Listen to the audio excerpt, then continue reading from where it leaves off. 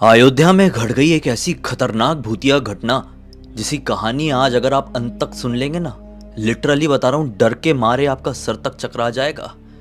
ये घटना आज से कुछ साल पहले दो दोस्तों के साथ बड़ी खतरनाक और अजीबोगरीब तरीके से घटी थी। दरअसल बात ऐसी है कि अयोध्या के दो अलग अलग परिवार में संकेश और आशीष नाम के ये लड़कों का जन्म हुआ था।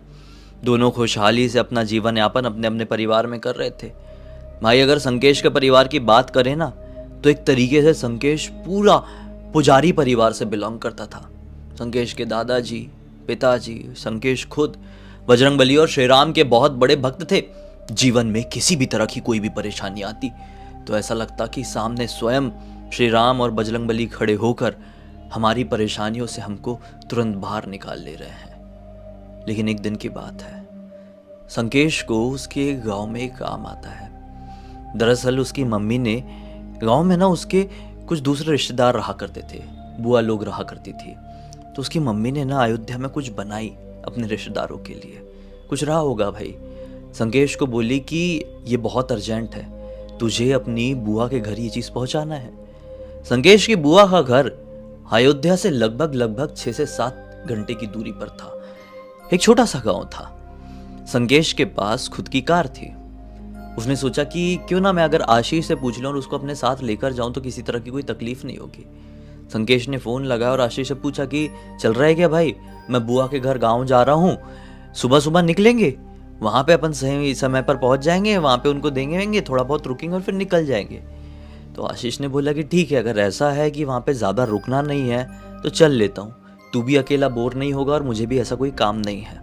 बस ठीक 2 दिन बाद ये अपनी गाड़ी स्टार्ट करता है और आशीष के साथ बुआ के गांव की तरफ निकल जाता है। सुबह 5 बजे के आसपास निकला था, दोपहर होते तक पहुंच जाता है।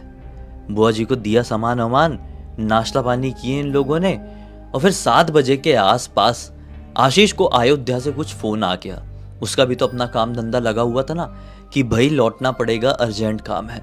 आशीष ने बोला कि रुकने वाला प्लान कैंसिल, चाय पानी नाश्ता तो हो गया, सारा काम तो हो गया है, रुक नहीं सकते, अब निकलना पड़ेगा।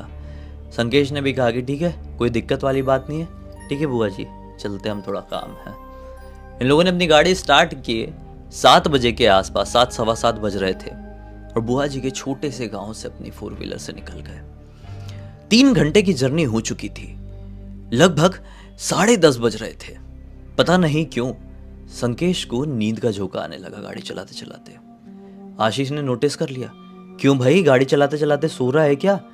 थोड़ी ही देर में हम लोग अपने एरिया में टच कर जाएंगे, अब इतना भी दूर नहीं बचा हुआ है, खाली रास्ता था तो काफी आगे आ गए हैं, चला ले फटाफट। संकेश बोलता है कि नहीं हो पा रहा है, एक काम करते हैं 5 मिनट रुक जाते हैं। फिर आशीष बोलता है कि ठीक है, रोक रहा है तो रुक दे, मुझे भी वॉशरूम जाना था, मैं सुसु करके आ जाता हूँ, जब तक तू भी अपना थोड़ा चेहरा वाला पानी से मार ले। ठीक है, गाड़ी को साइड में लगाया गया। संकेश उतरा, अपना मुंह धोने लगा। आशीष भी साइड में जंगल जैसा एरिया था, वहां पर उतरकर आगे की तरफ वॉशरूम के लिए जाने लगा। संकेश ने मुंह धोते धोते नोटिस किया कि अरे इतना दूर क्या जा रहा है, दोस्त ही है मेरा, बचपन का दोस्त है, आजू बाजू में खड़े होके हमने सुजुकी है, इतना दूर कहाँ निकल रहा है। इसने आवाज भी लगाया, रे आशीष कहाँ निकल रहा है। लेकिन आशीष ने पलटकर कोई रिस्पॉन्स नहीं दिया, थोड़ी और आगे चला गया। इसने भी सोचा छोड़ो जाने दो, हाँ मैं बैठता हूँ और कुछ स्नैक्स वगैरह, चिप्स वगैरह है, थोड़ा सा खा लेता हूँ, तो कुछ चबाने से, कुछ खाने से अक्सर नींद उड़ जाया करती है। तो अपनी कार में बैठा और चिप्स का पैकेट खोला और खाने लगा। इसने नोटिस किया 5 मिनट बीत गए, ये आया नहीं।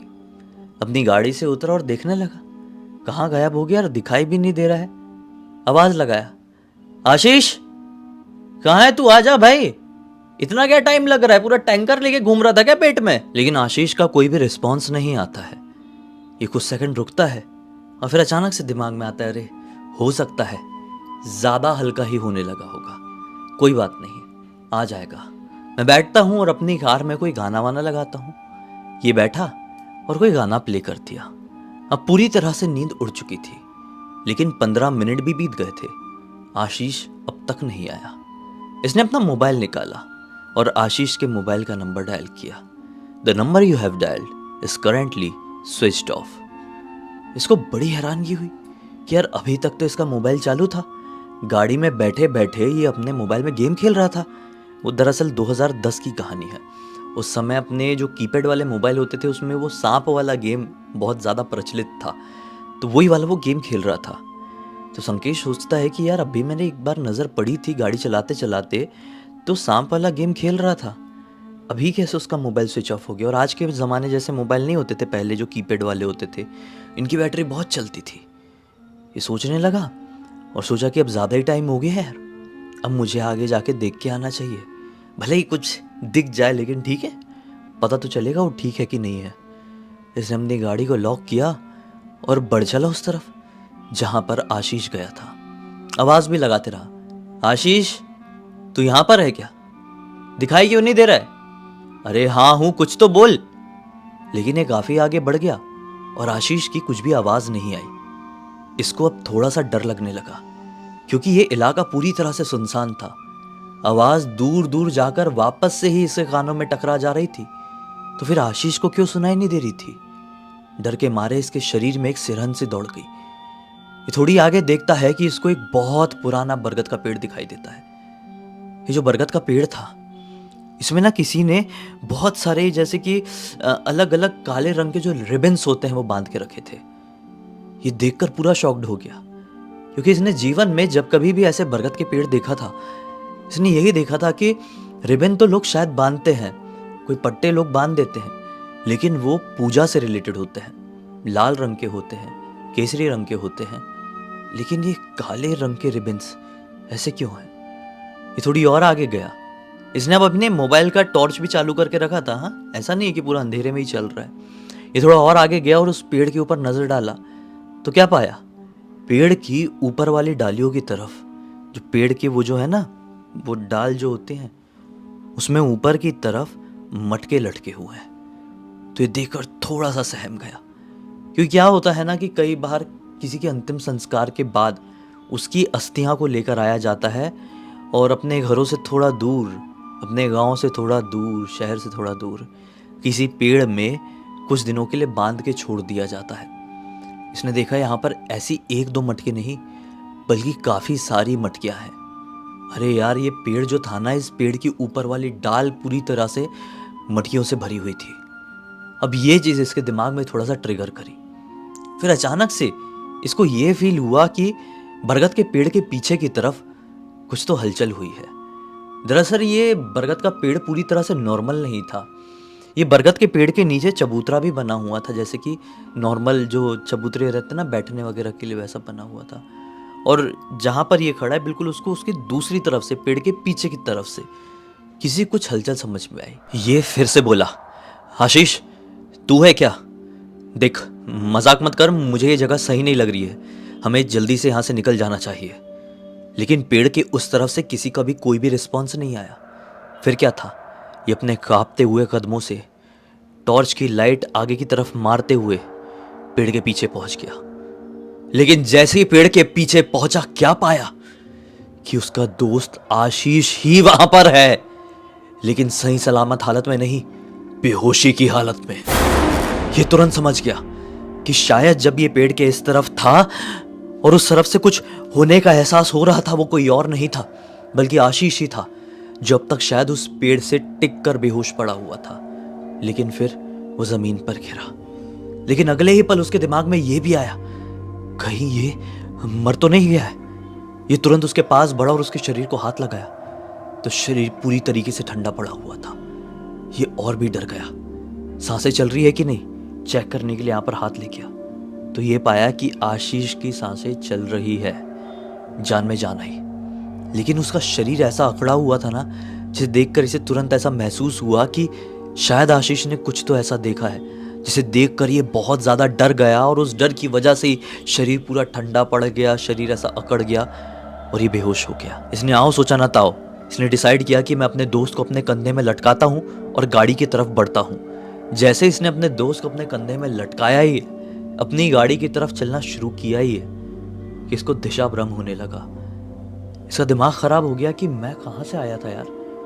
अब उस ज़माने में, आज के ज़माने जैसे मोबाइल में, कीपैड वाले मोबाइल में गूगल मैप्स वगैरह कहाँ, तो ये फिर भी चलने लगा। ये जैसे जैसे आगे चलता वैसे वैसे ऐसा लगता कि रास्ता और दूर होता जा रहा है।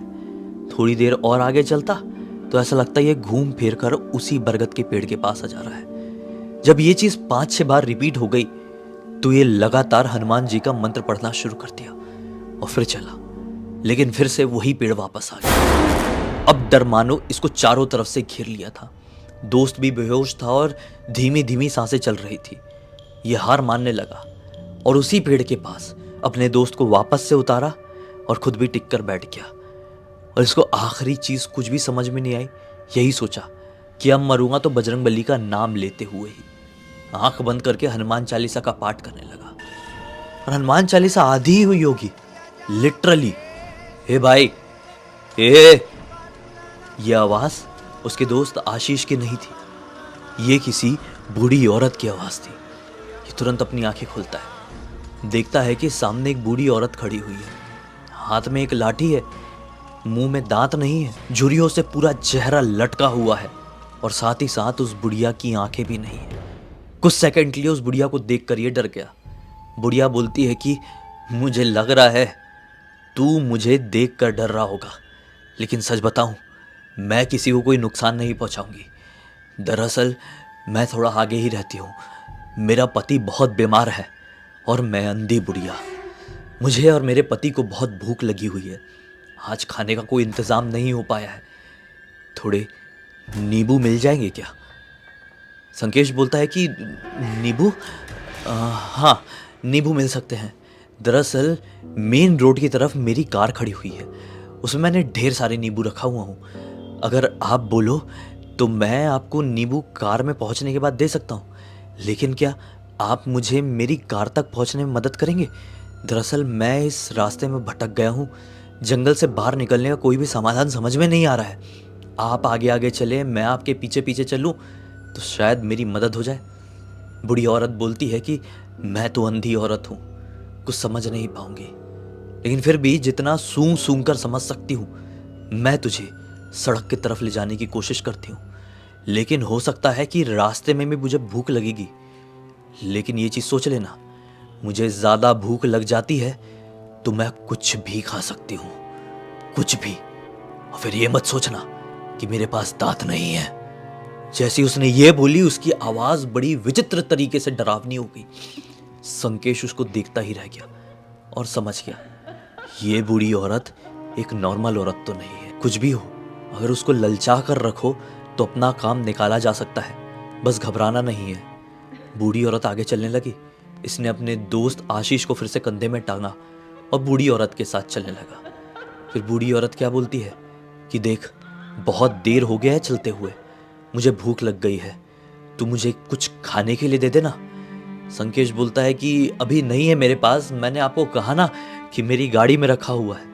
बूढ़ी औरत कुछ नहीं कहती, फिर लकड़ी टेक टेक कर आगे चलने लगती। फिर थोड़ी आगे जाती, फिर कहती कि देख, बहुत देर हो चुकी है, अब अगर तूने मुझे खाने के लिए नहीं दिया ना तो किसी भी चीज का मांस मिलेगा तो मैं चबा कर खा जाऊंगी, और फिर मैं ये नहीं सोचूंगी कि कोई इंसान का है या जानवर का। जल्दी मुझे कुछ खाने को दे। संकेश बोलता है हाँ, बस 2 मिनट, शायद हम लोग गाड़ी तक पहुंचने ही वाले हैं। फिर वो बूढ़ी औरत चलती चलती चलती चलती, लेकिन ये घूम फिरकर वहीं पर आ जाता।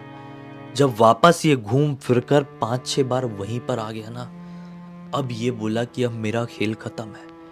चीज रिपीट हो रही है। ये बुढ़िया औरत कोई और नहीं, ये छलावा है, और इस जंगल में इस औरत का छलावा चल रहा है। अब बचने का एक ही तरीका है कि मैं मेन रोड की तरफ ना जाऊं, कहीं और जाऊं, जंगल की तरफ ही। ये उस बूढ़ी औरत से कहता है कि देखिए, शायद मुझे ऐसा लग रहा है कि हम बाहर नहीं निकल पा रहे हैं, लेकिन आप मुझे अगर आपके पति के पास तक लेकर जाएंगी तो शायद मैं उन्हें देखकर कुछ समाधान निकाल पाऊंगा। आप अपने पति के पास ले चलिए, मैं कुछ खाने का इंतजाम करता हूँ, कुछ सोचता हूँ तब तक। बुढ़िया औरत बोलती है कि ठीक है, चल। अब बुढ़िया औरत चलते चलते चलते चलते उसको पता नहीं कहाँ लेके जाने लगती है। भाई, ये रास्ता और भी ज्यादा सुनसान और भी ज्यादा खतरनाक था। अब ये डरने लगा और भी ज्यादा। फिर मन ही मन बजरंगबली के हनुमान चालीसा का पाठ, बजरंग बाण का पाठ रिपीट करने लगा। अब ऐसा कहा जाता है ना कि बजरंग बाण का पाठ करो तो हनुमान जी आपको बुरी से बुरी सिचुएशन से बाहर निकालने के लिए आ ही जाएंगे। और ये पाठ बहुत ही ज्यादा ताकतवर होता है। अचानक से थोड़ी आगे जाने के बाद एक बुढ़ा आदमी दिखाई दिया भाई। एक पत्थर था, इतना बड़ा पत्थर, उसके ऊपर बैठा हुआ है। उसने अपनी शक्ल नहीं दिखाया, वो दूसरी तरफ मुंह करके बैठा हुआ है। बूढ़ी औरत बोलती है, मेरा पति आ गया, दे अब उसको कुछ खाने को। बूढ़ा आदमी ना वहीं पे मुंह किए किए बोलता है कि मुझे बहुत ज्यादा भूख लगी है, तू कुछ खाने का लाई है कि नहीं। ये तुरंत ही बड़ी हिम्मत करके बोलता है कि खाने का मैं ला सकता हूँ, लेकिन ना बात यह है कि मैंने ये सुना था कि इस जगह के आसपास एक गांव है, अगर आप मुझे उस गांव तक पहुंचा दे तो मैं आपके लिए पक्का खाने का इंतजाम कर सकता हूँ। बूढ़ा आदमी बोलता है, हाँ, जा अभी के अभी कुछ खाना लेकर आ, इसको लेके जा किसी गांव में। वो बुढ़ी औरत कुछ नहीं बोलती है भाई, दूसरे रास्ते की तरफ बढ़ने लगती है। ये पता नहीं कैसे अपने आप के ऊपर विश्वास कर रहा था, बजरंगबली के ऊपर विश्वास कर रहा था। कंधा दुख गया था क्योंकि कंधे में दोस्त लटका हुआ था, बहुत देर हो गई थी। लगभग और 15 मिनट चलने के बाद इसे यह महसूस हुआ कि वो जो औरत है ना, उसके चलने की रफ्तार बहुत कम हो गई है। इसने नोटिस किया कि समय हो चुका है लगभग ब्रह्म मुहूर्त के आसपास का। ये समझ गया कि मैं बस कुछ मिनटों तक इस औरत को उलझा दूं, मैं बच सकता हूं। ये उलझाने की पूरी कोशिश किया, लेकिन वो औरत उलझी नहीं। जैसे ही ब्रह्म मुहूर्त का समय निकला है, इसने ये पाया कि सामने एक बस्ती दिखाई दे रही है। वो औरत वहीं पर रुक गई। इसने नोटिस किया, देखो किस्मत वाली बात, इसने नोटिस किया सामने बस्ती, ये औरत रुकी, ये औरत पलटी और बस इतना ही बोला है, बजरंगबली अगर आज आप मुझे बचा सकते हो तो बचा लेना, मैं आपके हवाले। इसका ये बोलना हुआ है, वो औरत ने जोर से चिल्लाई। इसको पलट के देख के ये आवाज पूरे इलाके में गूंज पड़ी। ये इतना तेज भागा है ना वो घर की तरफ, मतलब जो बस्ती दिख रही थी उस तरफ, जैसे कोई लिमिट नहीं। अपने दोस्त को लेकर, अपने दोस्त का साथ नहीं छोड़ा। शरीर भी हट्टा कट्टा था तो इतनी जल्दी हार भी नहीं माना। इसका दोस्त आशीष उतना हट्टा कट्टा नहीं था, दुबला पतला था, इसलिए इसने उसको कंधे में डालकर आधे घंटे से ज़्यादा आराम से चल लिया था। फिर क्या था, ये भागते हुए पहुंचा एक घर में, और किस्मत से वो गांव के मुखिया का घर था। गांव के मुखिया के पास पहुंच के तुरंत उसने पूरी बात बताया। मुखिया ने भी बोला, तुम क्या पागल हो गए हो क्या, तुम इस तरफ आए तो आए क्यों। इस जंगल को बहुत खतरनाक तरीके से भूतिया माना जाता है। दरअसल बात यह है कि जहाँ की तुम बात बता रहे हो ना, जो चट्टान के पास तुमको वो बुढ़ा मिला, वहाँ पर एक बूढ़े आदमी और औरत का घर हुआ करता था। वो इस गांव के ही किसान थे। एक दिन हुआ ऐसा कि गरीबी से मार खाकर दोनों ने इस उम्र में खुद को खुश कर लिया। तब से लेकर आज तक कोई भी रात बेरात उस जंगल की तरफ जाता है ना, तो होता ऐसा है कि बुढ़ा बुढ़िया उसे ज़रूर दिखाई देते हैं, लेकिन उससे सिर्फ खाने का ही कुछ मांगते हैं। वो ना भी दे तो कुछ करेंगे नहीं, खाने का मांगते रहेंगे। एक तरीके से मैं आपको आसान भाषा में बताऊं तो वो हार्मलेस स्पिरिट्स हैं। ये तुरंत समझ गया कि यार कुछ भी हो, चाहे वो हार्मफुल हो या हार्मलेस हो, सामने दो खतरनाक आत्माएं थी। वो लिटरली इतना खतरनाक एक्सपीरियंस दे गई जो ये ज़िंदगी में कभी भूल नहीं पाएगा। खैर, मुखिया जी ने कुछ, एक वैद्य था गांव का, उसको बुलाकर लेकर आए, मतलब डॉक्टर, गांव का डॉक्टर था। वो तुरंत ही इसका ट्रीटमेंट शुरू किया, इसको एक दवाई दिया, इंजेक्शन दिया, और किस्मत से भाई आशीष को होश आया थोड़ी देर बाद। फिर आशीष से इसने पूछा कि भाई तुझे क्या हो गया था। तो आशीष ने बताया कि जब यार मैं गाड़ी से निकलकर वॉशरूम करने के लिए थोड़ा आगे बढ़ा ना, तो मुझे ना किसी की रोने की आवाज़ सुनाई थी।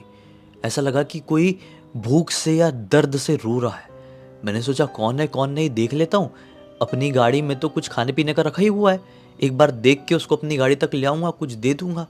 लेकिन मैं आगे बढ़ता ही गया। मैं रुकना भी चाह रहा था लेकिन रुक नहीं पाया। फिर उस बरगद के पेड़ के पीछे पहुंचा। अचानक से मुझे एक बहुत बड़ी खतरनाक काली आकृति दिखाई दी। वो लिटरली एक 3D शैडो थी इंसान की, जिसे देखकर मैं बहुत डर गया और मैं बेहोश हो गया। उसके बाद मुझे कुछ नहीं पता, अभी मेरी आंख खुली है। बताओ, होश आ गया। ये दोनों बोले कि भाई साहब अगर आप में से कोई मदद कर सके तो मदद कर दीजिए, उधर उधर हमारी गाड़ी खड़ी हुई है। तो गांव के 3-4 लोग इनके साथ इनको छोड़ने के लिए वहाँ तक आए हैं। फिर ये लोग अपनी गाड़ी वाड़ी उठाकर वापस अयोध्या पहुँचे। सीधे हनुमानगढ़ी में जाके बजरंगबली के सामने माथा टेक दिए कि बजरंगबली आज आपने जान बचा ली है। भले ही वो हार्मफुल नहीं थी, लेकिन उनके डर के मारे खेल ख़त्म हो गया रहता, रेस्ट हो गया रहता ये। इस पूरी घटना की जानकारी किसी और ने नहीं बल्कि संकेश ने खुद मुझे इंस्टाग्राम पर लिख कर भेजा। इसलिए भेजा कि मैं दुनिया को ये सीख दे सकूं कि जीवन में कितनी भी बड़ी परेशानी आ जाए, ऐसी भी सिचुएशन आ जाए कि आपको लगे कि आप ख़त्म, तब भी आप भगवान के ऊपर से विश्वास मत तोड़ना, क्योंकि आपको नहीं पता कि कैसे वक्त, कौन से समय बजरंग बली श्री राम आपकी जान बचाने के लिए आ जाए। इसी एक नोट के साथ इस कहानी का अंत करते हैं। अब तक इस वीडियो को देख लिए हैं तो लाइक ज़रूर कर देना, चैनल को सब्सक्राइब करके बेल आइकन दबा के ऑल के ऑप्शन में क्लिक करना, क्योंकि इसी तरह के हैरान कर देने वाले खौफनाक वीडियोस डेली आप लोग के सामने लेके आता रहता हूँ। इंस्टाग्राम की लिंक इस वीडियो के डिस्क्रिप्शन बॉक्स में मिल जाएगी, क्लिक करके डायरेक्टली वहाँ पर पहुँच जाना। और इसी तरह की कोई भी कहानी, टॉपिक या जानकारी आप लोग के पास भी है तो लिख भेजना। हो सकता है मेरा अगला वीडियो कल आपके हिसाब से ही बन रहा हो। तो चलिए कल फिर से मिलते हैं, तब तक के लिए बहुत बहुत धन्यवाद। आपका दिन शुभ हो।